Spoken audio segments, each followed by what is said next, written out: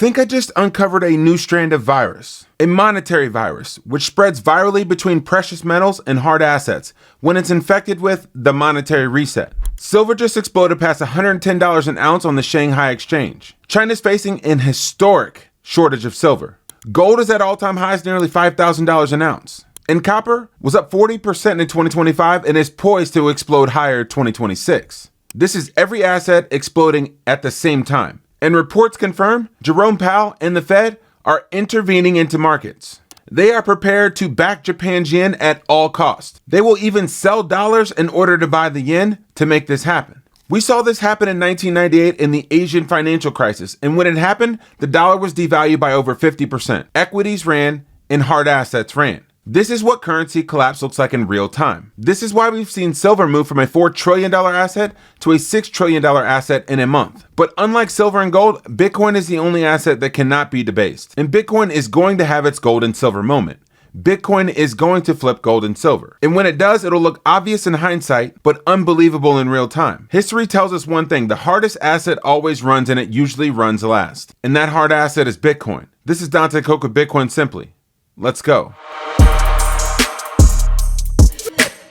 Again, have bought more Bitcoin over the course of the last 2 months than at any time in my lifetime. That's how much I feel that this year is going to be a big year, because I do think that the conversation, which we had talked about before, there is a short squeeze coming in this name, guys. It will come. So the things you're seeing in silver will happen in Bitcoin, and I think it's going to happen this year or next year. And so I don't care whether it goes down to 75 first. What I care about is I don't want to be chasing it when it's 300, because I'm telling you, for people who didn't listen to me on Micron, they're all asking me when it's going to pull back far enough because they missed it. Once something goes up fast in these banana zones, you don't get a chance to get in. Jordy Visser gets it. He's bought more Bitcoin than any other point in his life, and he's been in Bitcoin since 2013. Bitcoin is eventually going to have its silver moment. And this is why it's crazy when people don't think that Bitcoin can run from 90K to 300K in a blink of an eye. Silver's up over 200% in the last year. It's literally added the entire market cap of Bitcoin in a month. And gold is now a $35 trillion asset. But here's the drawback with silver. Like this guy with 1,000 gold silver bars, you're unable to actually sell the silver in the real world when the time comes to reap the benefits of your good trade. You cannot actually sell hard metal in the real world. And this is why Bitcoin is a superior asset. It's not only a harder asset, it's also an asset that you can trade and exchange 24/7. Quick on just like the price of Bitcoin and where this is all headed. Do you think we're in a winter, a summer, a cycle? Are you with Kathy Wood, who thinks it's going to turn into $1 million a coin? So whenever people ask that question, I always got to ask them, what's the time frame you're looking at? If you're looking at today, tomorrow, on a daily basis, there's no way I can predict. If you look at a 5-10 year horizon, it's very easy to predict. We're going to go up. If you look at a 1 year horizon, which is like what the most sort of common right. Framework is, 2026, I'm not sure. I think I have very strong feelings that you will probably be a supercycle. Be a supercycle? 2026, yeah. For Bitcoin? For Bitcoin. And what supercycle to you means what? Well, normally Bitcoin follows 4 year cycles historically. If you look at historic data, like every 4 years, there's a all-time high and then there's a drop. But I think this year, given the U.S. being so pro-crypto and every other country is kind of following, I do think we will see this. We will probably break the 4 year cycle. The reason why Bitcoin OGs are loading up is because they see this thesis with the Fed that everyone's talked about for a long time actually beginning to play out. The Fed is no longer a functioning entity. Right now, you can actually hear people calling out the Fed on national television to hear what's actually happening behind the scenes, like the former CEO of the World Bank. Listen to what he says about how the Fed actually operates and how it's non-functional. Cheers. Yeah, it's worrisome. The Fed basically has become now just a giant hedge fund. It's lost $1 trillion, and counting. It's going to be a gigantic loss. What it does is borrows money at 5.4% from banks and then dumps it into government bonds. So think what that trade does. That causes the government to think that it's better off than it is. And so that encouraged the government to be short when rates were zero. So why did the government borrow so much in T-bills? Well, because the Fed was buying the bonds and it made it look like yields were going to stay low remember the low for long phrase. So we've got these multiple problems that are going on, and it endangers the dollar. So that's the basic case. Instead of the Fed having such large balances, wouldn't the private sector be starting businesses and risking capital and bringing returns and adding to growth? Wouldn't all that money be better if it wasn't with the Fed? That's right, and we're depending on private equity. So as the banks get squeezed out, because they're lending so much to the Fed, it's literally a floating rate loan from banks to the Federal Reserve so it can buy government bonds. So if that were freed up, that would allow the banks to at least consider a small business loan and inventory loan, the kinds of things that help the economy grow. And this is on a global basis. It's not just the Fed. It's all the major central banks doing the same thing, meaning taking money from the economy in order to buy government bonds. We need to be clear on that.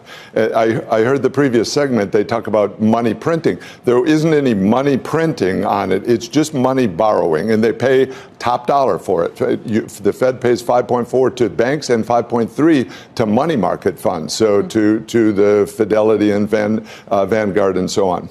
You think that... And what this is theft. They're actually borrowing money from the banks that can't lend to you when you actually need money for your small business or an actually profit-generating enterprise. But it also signals that it's theft because they're actually requiring your tax dollars to run a non-functioning organization. The only solution is to print money and to fill in that gap.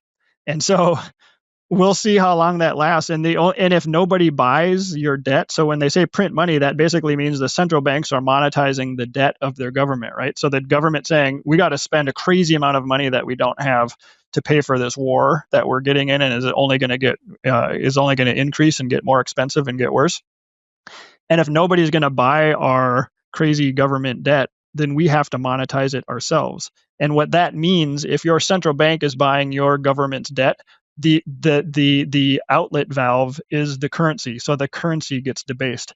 So they're stealing the purchasing power of everybody who uses their currency with no in order for the government to spend money that it doesn't have.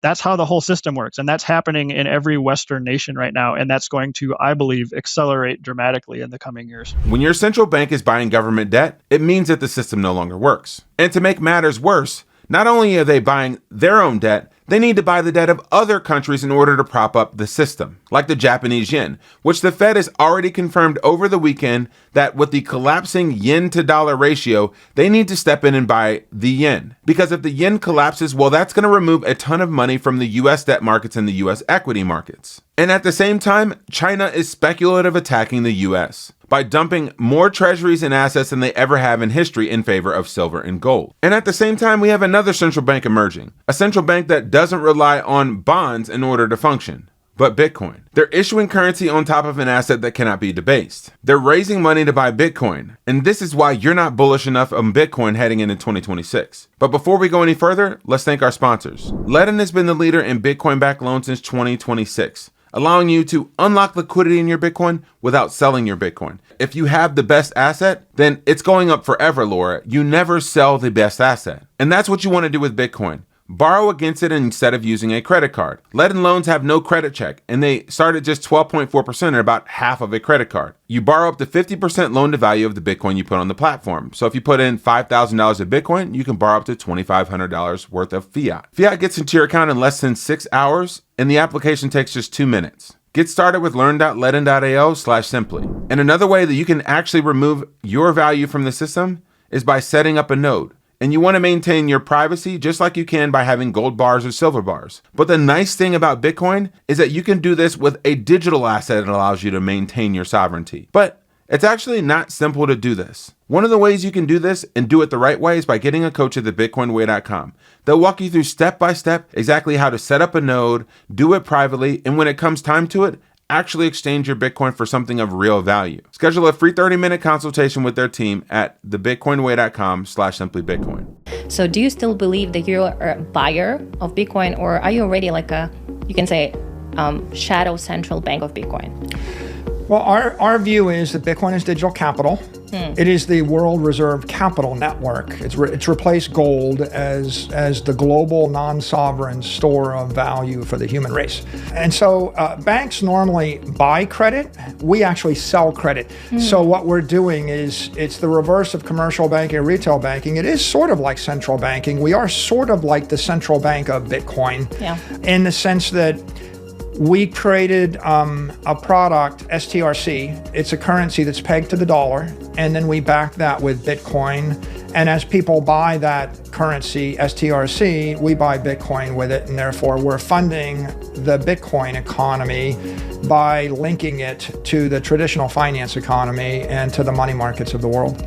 Actually, when you said about your raising capital, including preferred perpetuals to fund buybacks, to be exact. So how do you respond? To fund Bitcoin buys. Okay. Bitcoin buys. But still, right? how do you respond? We're not buying back stock, we're buying Bitcoin. We're actually funding the Bitcoin network. This is going to be the breakout year for Bitcoin, and people realize, like MicroStrategy and their executive team, that this year and last year were just building the foundation of a large run on the markets. A run where there's going to be declining trust in other assets that aren't Bitcoin. A run on the markets where people are going to want a yield that is greater than the rate of inflation that we see in everyday real life. A 5% return is not going to be enough. So the 11% return or 9% return in Stretch or other products that they have is going to take the market by storm. Look, 2026 is going to be a big year for Bitcoin. It's going to be a big year for MSTR. And as a result, the best thing you can do as you go into a big year is to start to build a strong capital base. And that's what we've done really over the course of the last few years, but we accelerated the last 2 weeks. The other big thing about 2026 is it's going to be the coming out party for Stretch, which is our preferred equity. We launched it in the middle of last year. It's grown up to be over $3 billion this year. And we think building a strong capital base with Bitcoin, a strong US dollar base, all those things are going to bode well for what's going to happen with Stretch over the course of 2026. And as we move into 2026, we see the short squeezes happening in silver and gold and copper and uranium and natural gas, because the world is realizing that the paper markets are not an exchange for what happens in the real world. But the problem with these paper markets and these paper commodities is that when you go to actually utilize them, you cannot get physical cash for them, like the guy with silver found out the hard way. No exchange is willing to take his silver, but I bet you people are going to be willing to exchange their Bitcoin for a stable coin or some other form of asset in 2026 and beyond when stuff hits the fan. This is going to be the future. The question is, are you willing to wait the volatility out in the short term and recognize the returns and the fruit of your labor in the long term? Bitcoin will have its silver moment and Bitcoin will flip silver. Are you going to wait for it, or are you going to bow out early? One of the ways you can invest in this trend of Bitcoin growing exponentially in 2026 and it having its silver moment is by buying Bitcoin through a mining operation. Well, your mining operation that you don't actually operate. You can outsource that to the experts at Sazmining. They will host your Bitcoin mining rigs for you and just have sats flow directly to your wallet. There's no middleman, no markups, no contracts. You just get straight Bitcoin, dollar cost averaged every month over time after you pay your electricity bill. That is, oh, by the way, 100% carbon-free and renewable energy. Use the QR code at Sazmining to get started today. This is Dante Cook with Bitcoin Simply. I hope you're weathering the storm, and I hope you're staying warm. Stay humble, stack sats. And as always, happy stacking.